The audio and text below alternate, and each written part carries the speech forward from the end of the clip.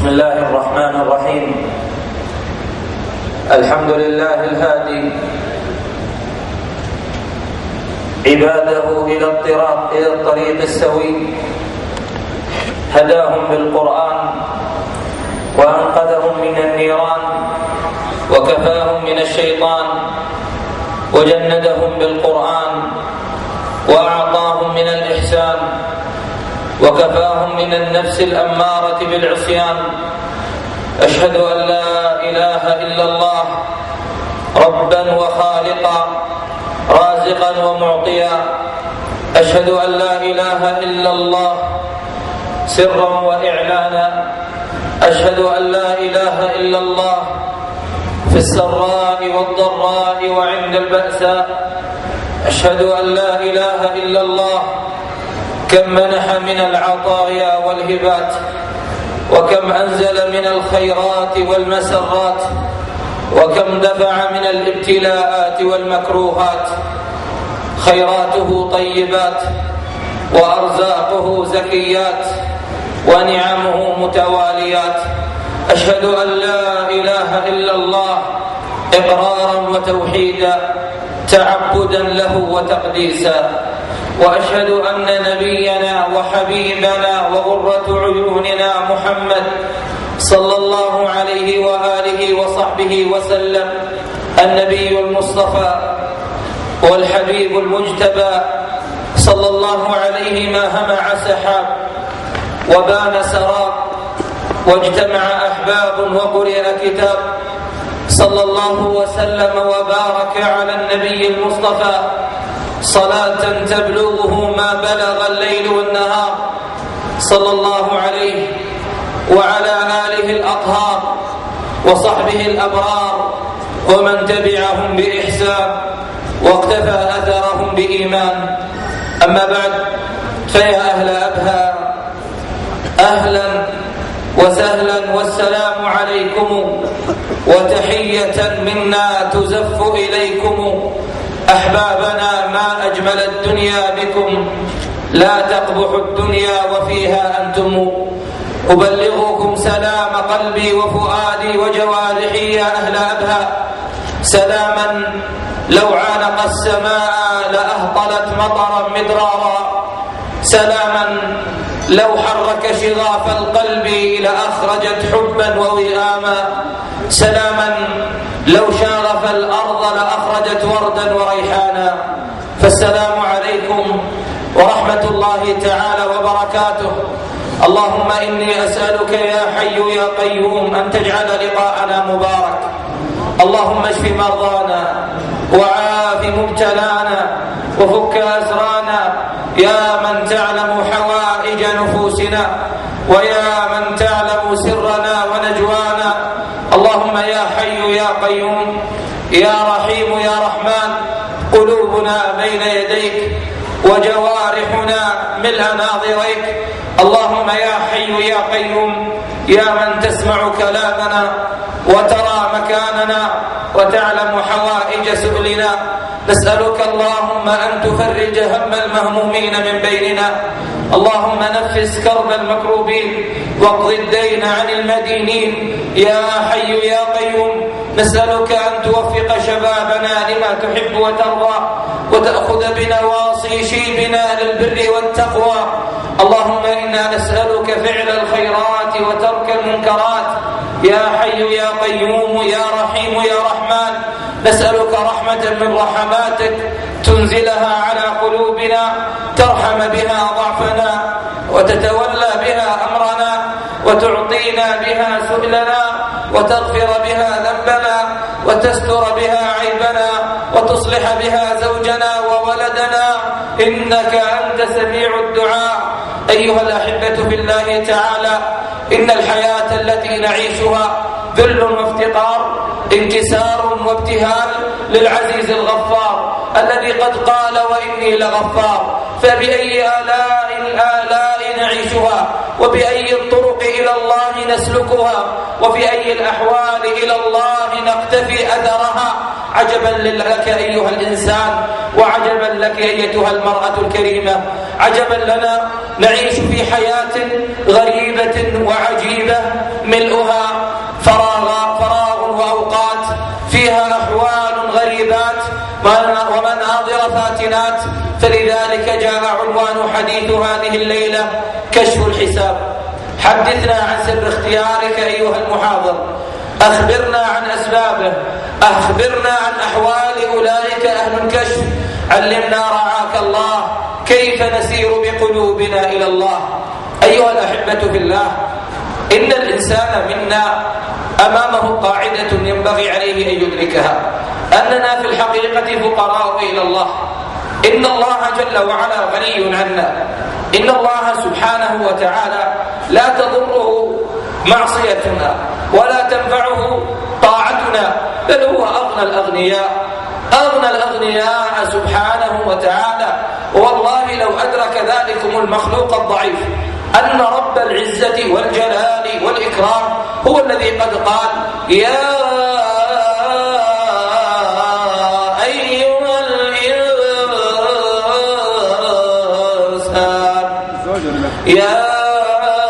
أيها الإنسان ما غرك بربك الكريم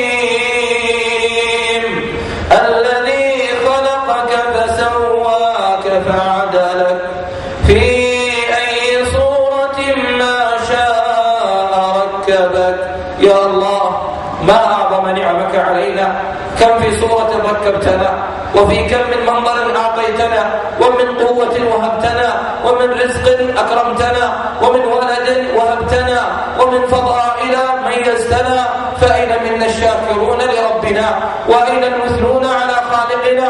إن هذه الحياة التي نعيشها ينبغي على الإنسان أحبتي أن يدرك أن أمامه قواعد إيمانية ينبغي أن يعيشها. فلماذا الحديث عن كشف الحساب؟ لقلة محاسبة النفس من النفس، لقلة محاسبة النفس من النفس. إن سليمان عليه السلام لما ألهته الخيل عن ربه وشغلته عن صلاته طفق بالسوق والأعناق. ماذا فعل سليمان؟ لقد ذبحها، ليس انتقاما إنما هو تأديبا، عاقب النفس بالنفس. إنه فعل شيئا قل منا أن يفعله أحدنا أو يتعامل مع نفسه بكشف الحساب. لعلك وقفت يوما أمام الصراف الآلي ثم ضربت على كشف الحساب المختصر. إن البنك يعطيك كشف حسابين، كشف حساب مطول، بل لو أردت لسنة أو سنتين أو ثلاث لا أعطاك إياه، أحصاه إحصاء ودققه تدقيقا. وهناك كشف حساب مختصر يعطيك عن آخر العمليات. إنني أريد بكشف الحساب المختصر الذي يتعلق باليوم وأمس وخلال هذا الأسبوع، ما هو رصيد الحسنات وما هو رصيد السيئات. تأمل القرآن وهو يعطينا قسمين ويصنف لنا الناس إلى صنفين، فيا ترى أي صنف نحن نكون من أولئك الأصناف، وأي طائفة نكون نحن من أولئك الطوائف. قال الله تعالى أفمن كان مؤمنا كمن كان فاسقا لا يستوون. أما الذين آمنوا وعملوا الصالحات فلهم جنات المأوى نزلا بما كانوا يعملون، وأما الذين فسقوا فمأواهم النار كلما أرادوا أن يخرجوا منها أعيدوا فيها وقيل لهم ذوقوا عذاب النار الذي كنتم به تكذبون. ثم قال الله جل وعلا بعد ذلك ولنذيقنهم من العذاب الأدنى دون العذاب الأكبر لعلهم يرجعون. هل تفكرت في هذه الآية؟ وأين أنا وأنت من هذين الصنفين؟ أو أنا وأنت من الذين آمنوا حقا وأطاعوا الله صدقا وتقربوا إلى الله، أم من الطرف الآخر الذين قال الله عنهم وأما الذين فسقوا فإن فسوقهم، فالفسوق في اللغة هو الخروج، وسميت الفرة فويسقة لأنها فسقت عن مراد الحقيقة وامتطت الإيذاء وفعل ما لا يرتضيه الإنسان. فإن الذين خرجوا عن سوي الطريق وتركبوا الصراط المستقيم فابتلاهم الله بقوله ولنذيقنهم من العذاب الأدنى. أما ترى تعكر معيشتك؟ أما ترى قلة بركة رزقك؟ أما ترى أوجاعك؟ أما ترى ضيق السبل أمامك؟ أما ترى كيف الدنيا تظلم أمام ناظريك؟ هذا جزء من العذاب الأدنى بهذه الدنيا، فكيف لو كان العذاب الأدنى في يوم القيامة؟ فسوف يكون حالي وحالك ماذا؟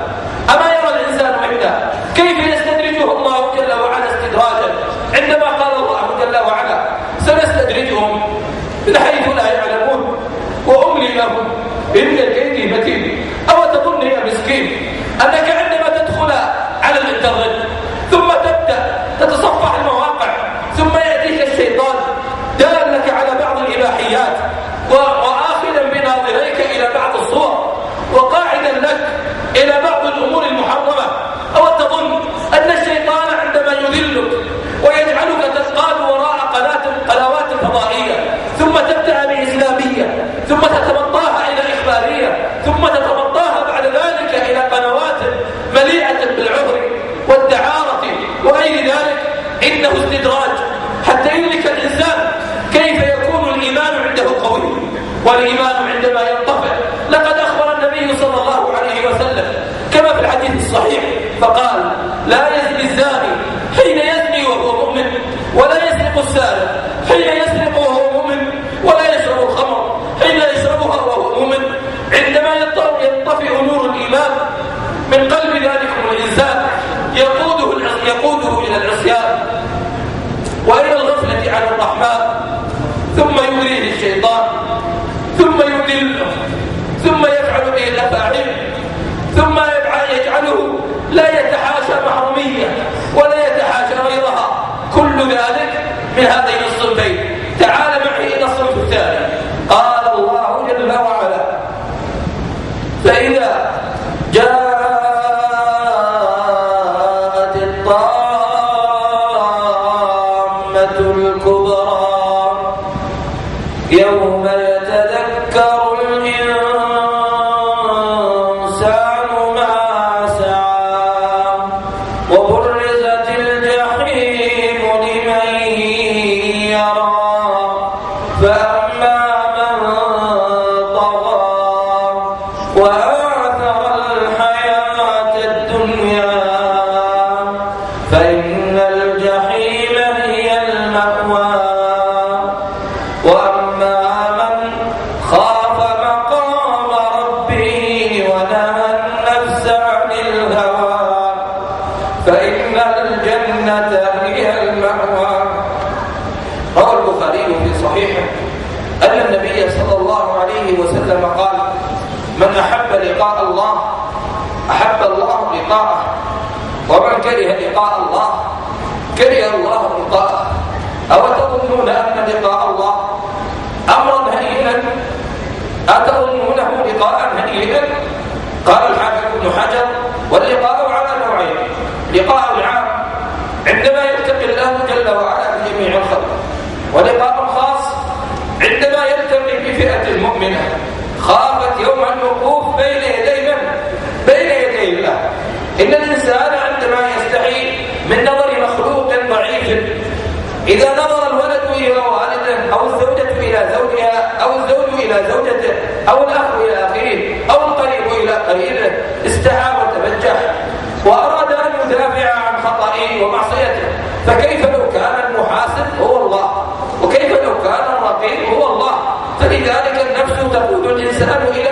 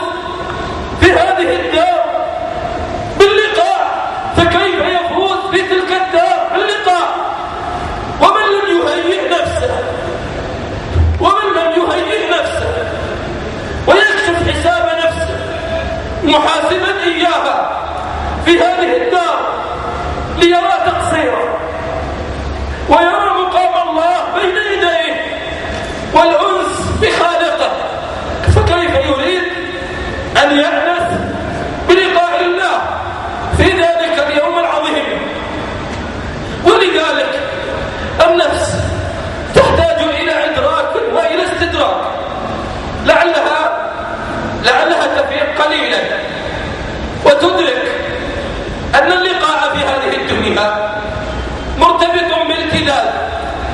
قال الله جل وعلا عن ذلكم الموقف الجميل، قال يدعون ربهم خوفا وطمعا ومما رزقناهم ينفقون فلا تعلم نفس ما أخفي لهم من قرة أعين جزاء بما كانوا يعملون، ولم يقل بما كانوا يلعبون.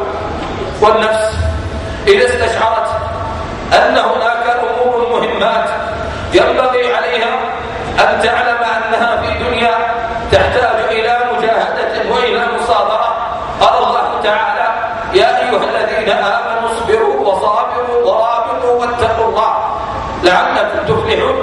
قال ابن قدامة عليه رحمه الله جل وعلا والنفس تحتاج إلى مصابرة ومراقبة ومجاهدة، فمن وفق إلى الأربع وفق إلى الفلاح الذي ذكره الله جل وعلا.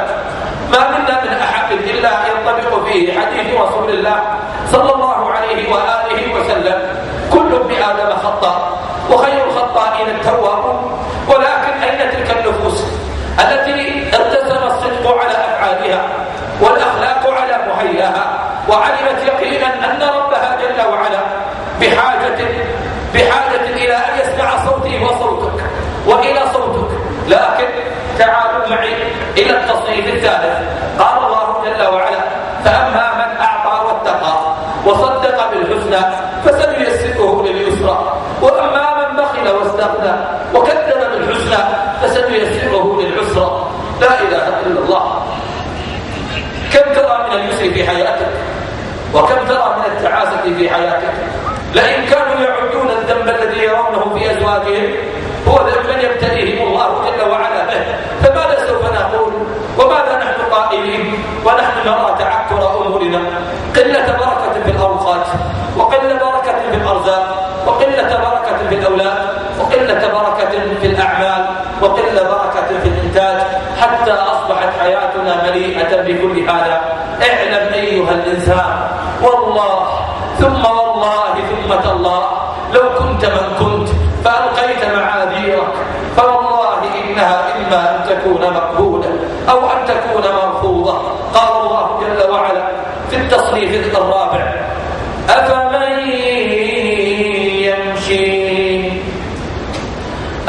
يمشي مكبا على وجهه أهدى أم من يمشي سويا على صراط مستقيم. لا يستوي من يحافظ على الصلوات دائما ومن يتركها أحيانا. لا يستوي أم من يمشي سويا على طريق الاستقامة لا يعرف التذبذب ولا التذمر ولا الفتور ولا الضعف، وبين ذلك الذي يتخبط في طريق الاستقامة يوما ويومين. لا يستوي من ظاهره وباطنه سواء، بينما ذاك الذي ظاهره وباطنه يختلف. شتان بين من إذا قارعته وجدت ظاهره صادقا وباطنه أصدق، وبين من إذا خاطبته قلت يا ليتني ما عرفته. أفمن يمشي مكبا على وجهه في المعاصي والسيئات أما عاش بعضنا تخبط، أما عاش بعضنا ذلا، أما عاش بعضنا لقد جرب الألوان المعاصي وخاض جميع بحارها وجرب جميع طرقها وخاض جميع عقباتها، بل اقتحمها اقتحاما وتلذذ بها تلذذا. فماذا كانت النتيجة في النهاية وماذا قطف من الثمار؟ لقد قطف. ومن يعش عن ذكر الرحمن تقيض له شيطانا فهو له قريب. يا نفس توبي يا نفس توبي فإن الموت قد حان، واعص الهوى فالهوى ما زال فتانا. يا نفس توبي يا نفس عودي يا نفس ارجعي. لما إلى متى وأنت مكبة على وجهك؟ إلى متى وأنت تخبطين؟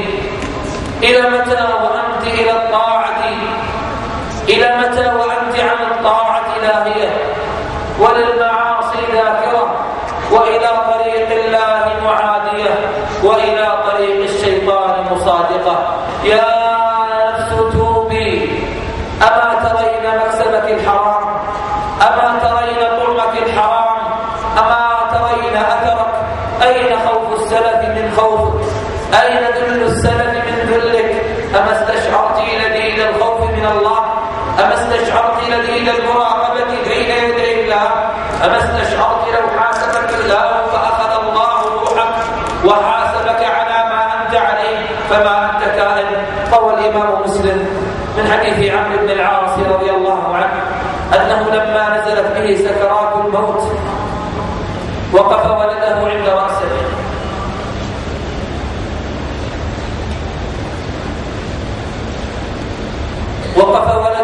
رأسه فجلس عمرو يشوح برأسه تجاه الجدار، فقال له البنية: يا أبتاه، أما بشرك رسول الله صلى الله عليه وسلم بالجنة؟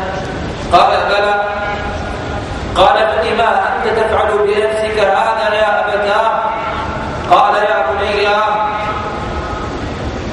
لقد كنا في جاهلية، فأرسل الله جل وعلا لنا هذا النبي علينا. كم كنت أود قتله لكي أحظى بجوائز أهل مكة. فبعدما بث الله النور في قلبي وأنار الله فؤادي ودخلت في الإسلام، كان النبي صلى الله عليه وسلم أحب الناس إليه، فوالله لو سألتني أن أصفه لما استطعت أن أصفه. لقد مات رسول الله صلى الله عليه وسلم فما شبعت عيني من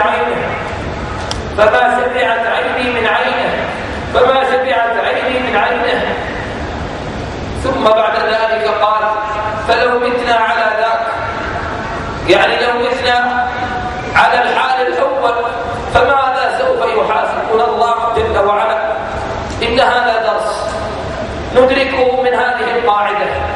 وتعالوا معي إلى القاعدة الأخيرة في مسائل التقسيم حتى ندرك أي الفريقين نحن وأي الطائفتين نحن وأي المسار نسير وأي أمر نريد. قال الله جل وعلا مبينا لنا صنفا من الأصناف وحالا من الأحوال حتى يدرك الإنسان ما لا يسير عليه في حياته وما لا يطلع عليه في شؤون أمره، حتى يدرك المدرك ويستيقظ المستيقظ عندما يكشف حساب نفسه ويطلع على خواطر فؤاده ويرى أمره. فقد قال الله جل وعلا: وجوه يومئذ ناظرة إلى ربها ناظرة ووجوه يومئذ باسرة تظن أن يفعل بها فاقرة.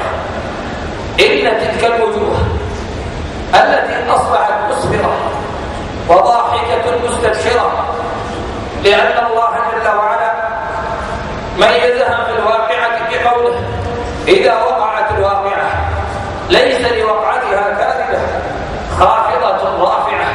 يا الله، عندما يخفض أقوام يوم القيامة كانوا يظنون أنفسهم من أصلح الصالحين ومن أفضل الفضلاء ومن أكرم الأكرمين على الله، ولكن في ذلك اليوم قال الله جل وعلا: خافضة رافعة، وأقوام يرتفع قدرهم وتعلو مكانهم، رجال صدقوا ما عاهدوا الله عليه، رجال ما بدلوا تبديلا، رجال يخافون يوما عبوسا قمطريرا، رجال وصفهم الله بالسعادة والنقاء لأنهم يرجون يوما فيه الحساب والعقاب. قال الله جل وعلا: إن يوم الفصل كان ميقاتا.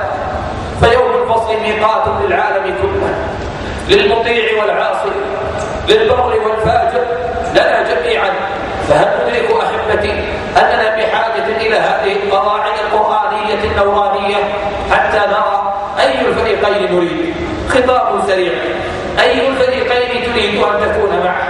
وأي الطوائف تريد تريد أن تكون أنت معها أمن المقربين أم من الفجار أصحاب الجحيم؟ أتريد من الفائزين المقربين أم تكون من أصحاب الشمال؟ ماذا تريد أن تكون؟ وعلى قدر ما تتعنى تنال ما تتمنى. قال ابن القيم عليه رحمه الله تعالى في إغاثة اللهفان وهو يتكلم عن إرادة العبد وإرادة قلبه عندما علق على قول الله جل وعلا والعصر إن الإنسان لفي خسر إلا الذين آمنوا وعملوا الصالحات وتواصوا بالحق وتواصوا بالصبر. قال إن الإنسان له إرادة فإما أن تقوده إرادته إلى الخير وإما أن تقوده إرادته إلى الشر. تعالوا معي لنحسب الحساب. قال الله تعالى ووضع الكتاب فترى المجرمين مشفقين مما فيه ويقولون يا ويلتنا ما لهذا الكتاب لا يغادر صغيرة ولا كبيرة إلا أحصاها ووجدوا ما عملوا حاضرا ولا يظلم ربك أحدا.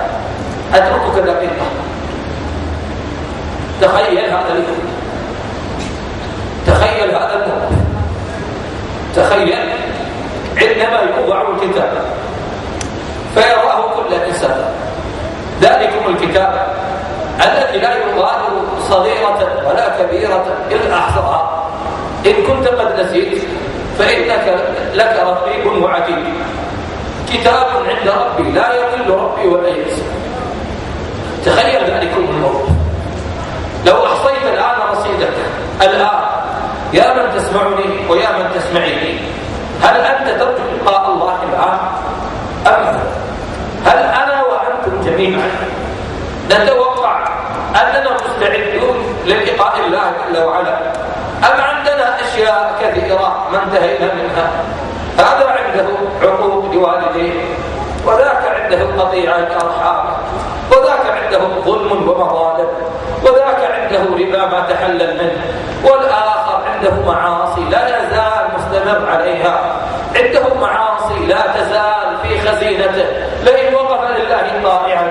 فله كم من فتيات ابتز شرفه يدعون عليه ليلا ونهارا وكم من بيوت خرب سعادتها وأظلم حياتها يدعون عليه سرا وجهارا. كم من ذلكم الإنسان الذي لا تزال عليه جرائر بينه وبين الله. كم من امرأة طلقها ظلما وبهتانا تدعو عليه ليلا ونهارا. كم من إنسان ظلم عاملا من العمال قال له كلمة قصيرة بيني وبينك الله، بيني وبينك الله. فكيف بي وبك لو جاء لك خصوم كثار في ذلك اليوم؟ فما أنت قائل كيف لو كان الخصوم من نفسك؟ بل الإنسان على نفسه بصيرة ولو ألقى معاذيره. كيف لو جاءك الخصوم سمعك وبصرك ويداك ورجلاك؟ كيف لو جاء بطنك؟ كيف لو جاء جوارحك يوم يشهد عليهم سمعهم وأبصارهم وجلودهم؟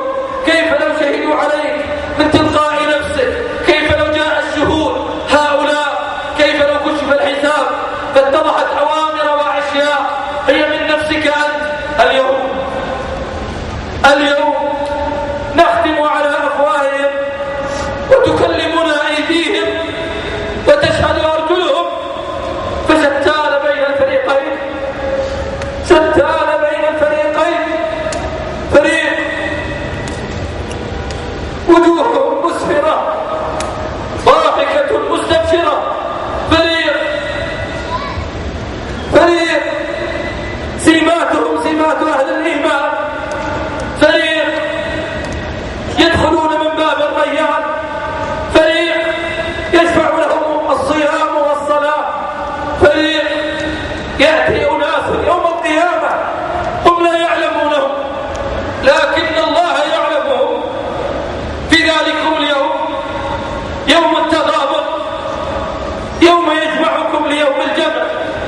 ذلك يوم التغابن، يوم أن يضمن المطيع نفسه أن لم يكن ازداد من الطاعة، ويوم أن يضمن العاصي نفسه ما الذي جرني لهذه المعصية؟ لئن كنت تضمن نفسك في هذه الدنيا من صاحب درس معك ارتقت به الحياة تجاريا أو علميا أو غير ذلك وأنت لم تزدد، إنك لتغبن نفسك إذ كنت تلعب وتمرح وتسرح. فما أنت قائل يوم يجمعنا الله في ذلكم الموقف العظيم؟ قال الإمام علقمة عليه رحمه الله: يوم يقف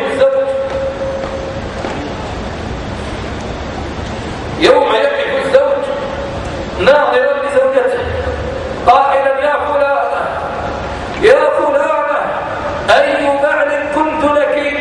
فتقول: نعم البعل أنت. فيقول: يا فلانة يا فلانة حسنة من الحسنات أنجو بها. فتقول: يا فلان نفسي نفسي نفسي نفسي. فيلتفت فيرى ولده الذي رباه واعتنى به فيقول: يا ولدي فلان أي أب كنت لك؟ فيقول: نعم الأب أنت. فيقول: يا ولدي حسنة من الحسنات أنجو بها. فيقول: يا أبتاه نفسي نفسي. قال الإمام علقمة: وهذا مصداق قول الله تعالى: يوم يفر المرء من أخيه وأمه وأبيه وصاحبته وبنيه لكل امرئ منهم يومئذ شأن يغنيه.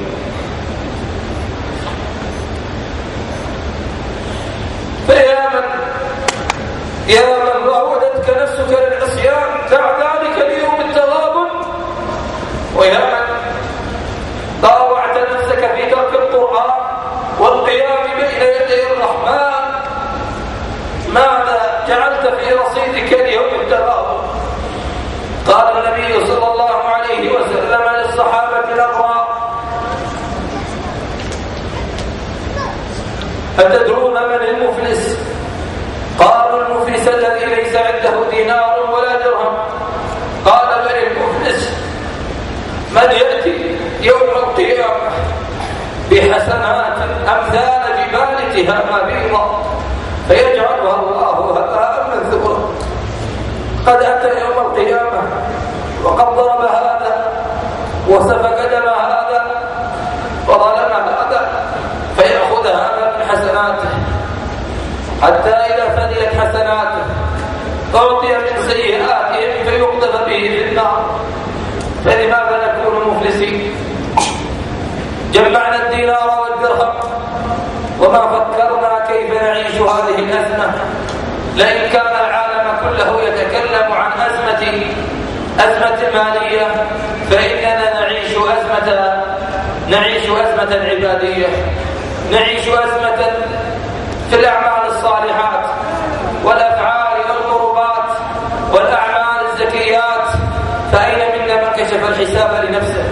لعلك عندك بعض الخصومات، إنك لا تستأنس إذا رأيت ورقة كشف الحساب من البنك وعندك تسديد فواتير وعندك خصوم أقساط وعندك خصم ديون. فكيف بك في هذه الدنيا وأنت فلان أخذ من حسناتك وفلان أخذ من حسناتك وفلان أخذ من طاعاتك؟ بكيت بين يدي الله وابتهلت بين يدي خالقك. فاكشف حساب نفسك بنفسك. بل الإنسان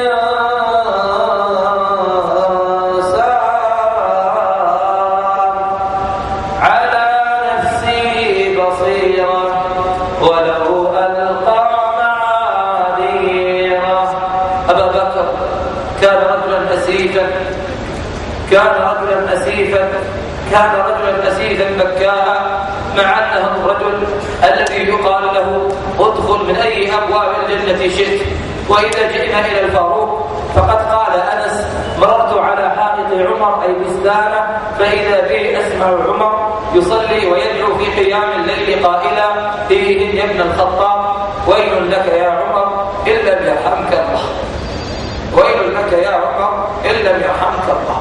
وأما خيثمة بن عبد الرحمن فقد ذكر العلامة ابن الجوزي رحمه الله في الثبات عند الممات أنه قال لما حضرت الوفاة خيثمة بن عبد الرحمن وقفت زوجته عند رأسه فبكت وتأثرت فقال لها على ما تبكين يا أم عبد الرحمن؟ قالت أبكي على فراقك يا أبا عبد الرحمن. قال يا أم عبد الرحمن إن كان الموت فالموت لا بد منه. قالت إذن الأزواج علي بعدك حرام. قال يا أم عبد فابتهج فقالت له يا أبا عبد الرحمن تبتهج وأنا أقول ذلك؟ قال نعم يا أم عبد الرحمن والله ما كنت لأحزن إلا أن تنكحي أخي محمد وهو رجل فاجر فأخشى أن يدخل بيتي رجلا فاجرا بعدما كان يقرأ فيه القرآن كل 3 ليال. بعدما كان يقرأ فيه القرآن كل 3 ليال. قال ابن جوزي ولم يكن يعلم ماذا كان يفعل خيثمة بن عبد الرحمن فلو كشفت الحقائق عنا في بيوتنا فماذا أنا وأنتم؟ لو كشفت أزواجنا عنا كشف الحساب فماذا سوف نتكلم عنها؟ ولو تكلم أولادنا عنا ماذا سوف يرون فيها؟ والله أمور تحزن الفؤاد مظاهر بدأت تنتشر في حياتنا إنها ذنوب الخلوات. فكيف لو كشف الحساب العظيم بيننا وبين الله جل وعلا؟ قنوات بدأت توضع داخل البيوت ومواقع إباحية. والعجب ليس بالشباب بل العجب عندما يتصل بك إنسان قائلا يا شيخ والدي عمره الآن فوق 40 والآخر فوق 50 والآخر يقول فوق 60 والدي يشاهد قنوات الإباحة. وأعظم الأزمة عندما تتصل بك امرأة قائلة ماذا أفعل؟ زوجي وأبو عيالي تزوجت منه من 25 سنة يعني الآن عمره نحو 50 سنة. تقول زوجي يجلس على بعض المواقع الإباحية وضبطت عليه بعض الأمور التي يجلس فيها على بعض المواقع التي يشاهدها ويذكر إليها. وتكلمني فتاة تبكي قائلة يا شيخ أمي التي علمتني القرآن أمي التي دلتني على الخير أنا أعلم أن أمي خلافها مع والدي هو الذي سبب لها ذلك لكنني اكتشفت أن أمي التي الآن عمرها 39 سنة أو فوق 40 قليلا أمي الآن بدأت تفعل سلوكيات غير جيدة تؤخر الصلاة بل اكتشفت أن أمي لها علاقات بالهاتف فأخشى أن يرتقي الأمر عند أمي إلى أعظم من ذلك.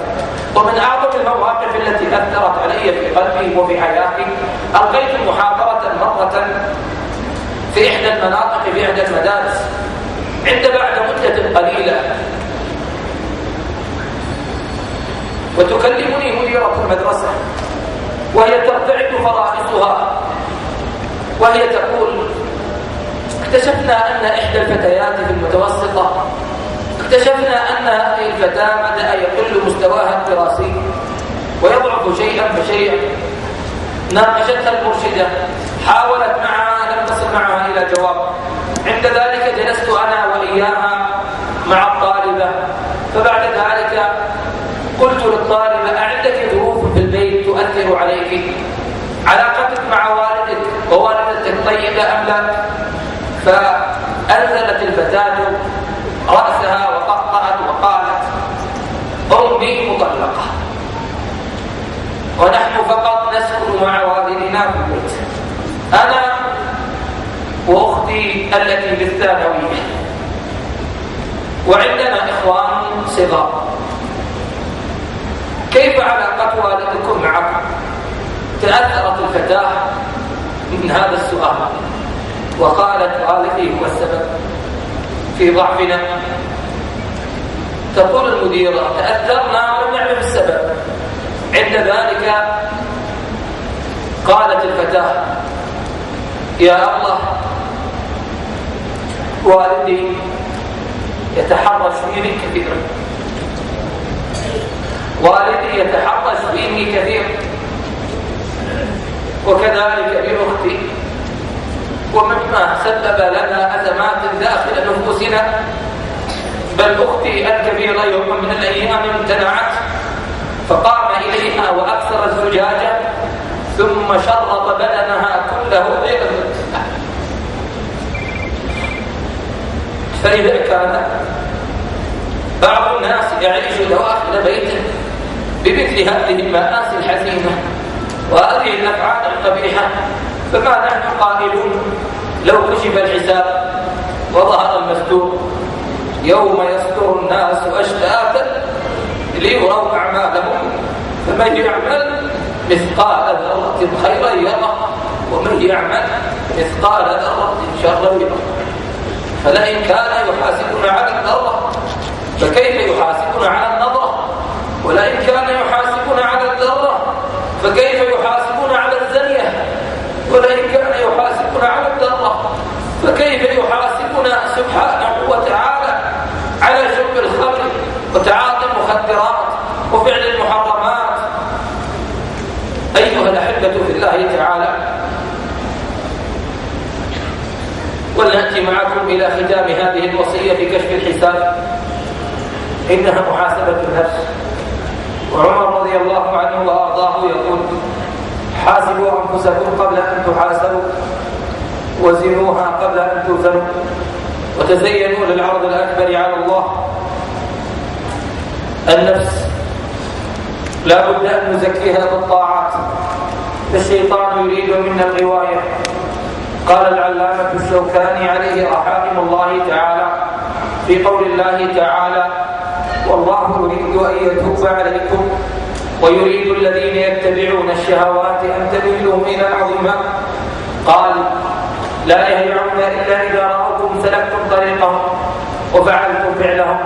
والله جل وعلا ذكر لنا فقال: قد أفلح من زكاها وقد خاب من دساها. فيا من سوف يأتي يوم نحن وإياه نعرض جميعا بين يدي الله جل وعلا، يوم تعرضون لا تخفى منكم خافية. يوم تعرضون لا تخفى منكم خافية. تفكر ماذا أودعت في رصيد حسابك عندما تأتي يوم القيامة وتجد الصدقات والنفقات والقربات. هنيئا لك يا من طبعت كتابا أو نشرت مطوية، هنيئا لك يا من دعوت بالكلمة أو بالقدوة، هنيئا لك عندما تأتي يوم القيامة بأناس ما رأيتهم فتجد أن فلان حفظ القرآن على يديك وأنت لا تعلم، وفلان أصبح طالب علم وعلى يديك وأنت لا تعلم، وترى فلان من أهل الجنة العالية ومن أصحاب الفردوس الأعلى وأنت لا تعلم.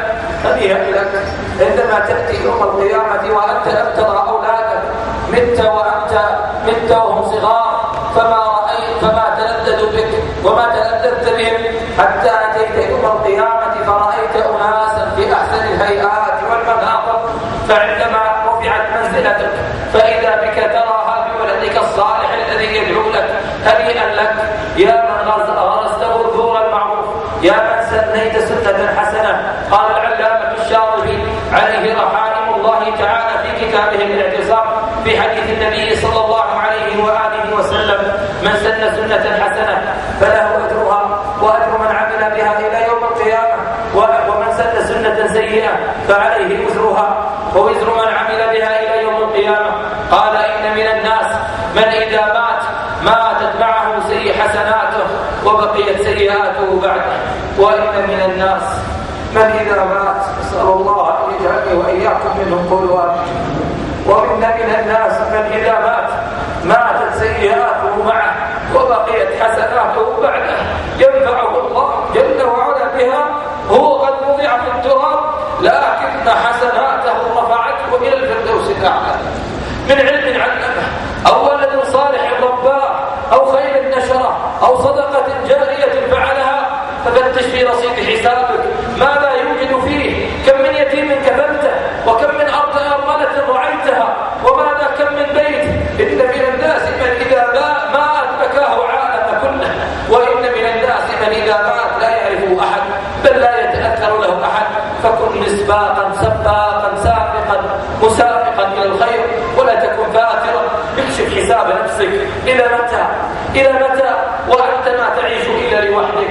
عش للناس، فكر كيف توزع رصيد حسناتك، فيديك طائعة ورجليك طائعة وعينيك طائعة. كن إنسانا تبحث عن رصيد الحسنات الذي تجده يوم العرض الأكبر على الله جل وعلا.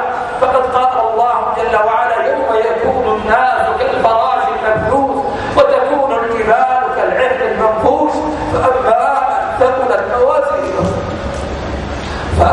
من ثقلت موازينه فأي ذاك الإنسان الذي ثقلت الأعلى موازينه؟ أي ذاك الإنسان الذي ثقلت موازينه؟ إن الواحد منا إذا قرأ حديث أصحاب الصخرة وكيف توسلوا إلى الله جل وعلا بصالح أعمالهم سأله الله نفسه، وقال: لو نزلت بي ضاعقة مثل ما نزلت بهم، أو حلت بي كارثة كما حلت بهم، أو جاءت بي أزمة كما جاءتهم أزمة، فهل أنا وأنتم عندنا عمل صالح لو دعونا الله جل وعلا وابتهلنا به الله وسألناه بهذا العمل وسألناه بهذه الطاعة، أو تشفع لنا قبله؟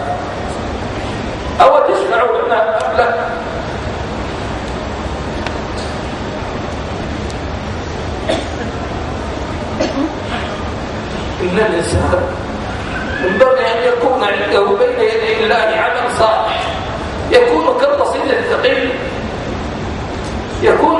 الثقيل. فهل لك عمل صالح من بر بوالديك،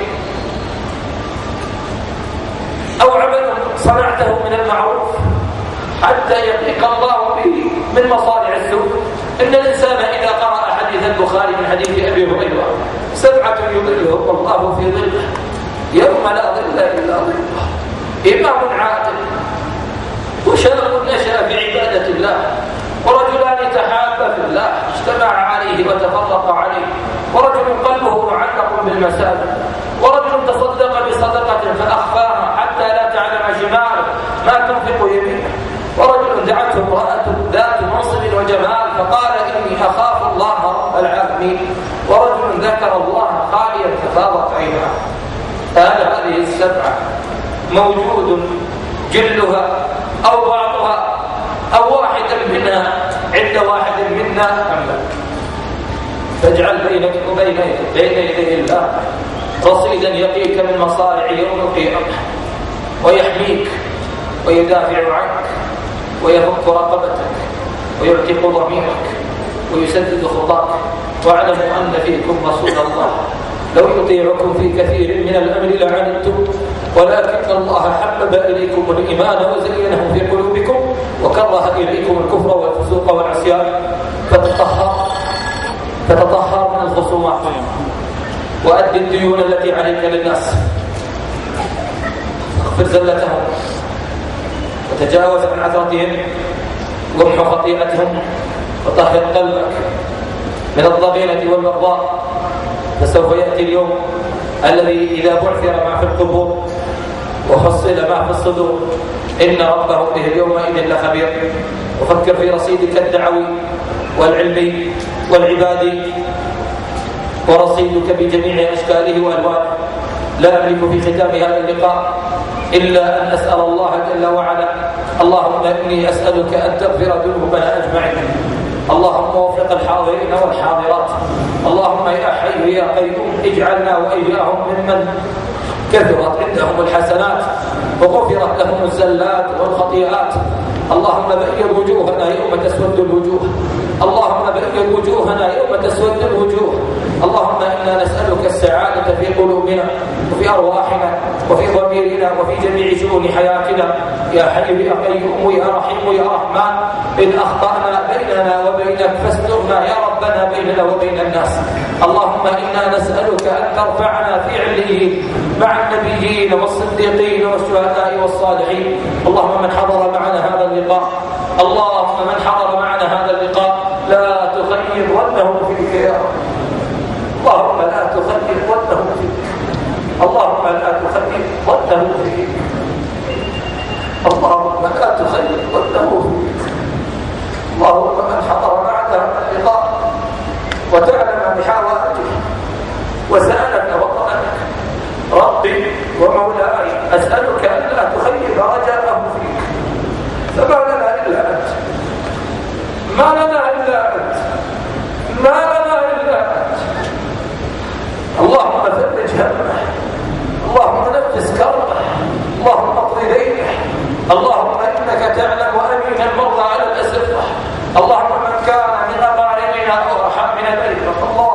شافه وعافه.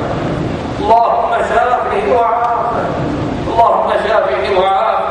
اللهم إن كان من مريضا أتى مصابرا أتى ضائعا أتى راغبا في مجلس إيمان، اللهم شافه من مرضه، اللهم عافه من دائه، اللهم ألبسه لباس الصحة، اللهم أنزل على جوارحه الطمأنينة أنت والسكينة.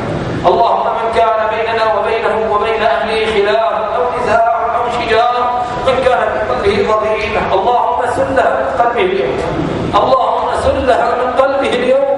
اللهم اجعل قلوبنا زكية طاهرة يا رب نقية. نسألك اللهم بأسمائك الجليلة وصفاتك الطيبة يا رب أن تغفر ما في قلوبنا من ضغينة أو حسد أو بغضاء. نسألك يا حي يا قيوم أن تصلح أولادي وأولاد الحاضرين. اللهم أصلح أولادي وأولاد الحاضرين. اللهم أصلح أولادي وأولاد الحاضرين يا حي يا قيوم. نسألك أن توفق أمير هذه المنطقة. اللهم وفق أمير هذه المنطقة ووفق يا رب العالمين أيضا وكيل إمارته. اللهم وفق القائمين على هذا المخيم، رب اكتب لهم الأجر والمثوبة. اللهم اجعلهم يجدون حسنات أمام أعينهم في الدنيا وحسنات يجدونها يوم العرض الأكبر عليك.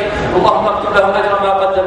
اللهم وفق الداعمين والرعاة، اللهم وفق الداعمين والرعاة وكل من أعان على إقامة هذه الملتقيات. رب لا تخيب رجاءهم. اللهم أعطهم من الحسنات ما لا يتوقعون. اللهم أعطهم من الخيرات ما لم يسألوك. اللهم إنا نسألك أن يقال لنا في ختام هذا المجلس قوموا مغفورا لكم قد بدلت سيئاتكم حسنات. هذا هو كشف الحساب، طاعات وقربات وأرصدة وحسنات. كفانا الله وإياكم شر الخصومات، وكفانا الله وإياكم شر الديون للخليقة أجمعين. إن قلت فيه الصواب فأسأل الله أن يجعلها في رصيد الحسنات، وإن قلت الخطأ فأستغفر الله وأتوب إليه. وصلى الله على نبينا محمد.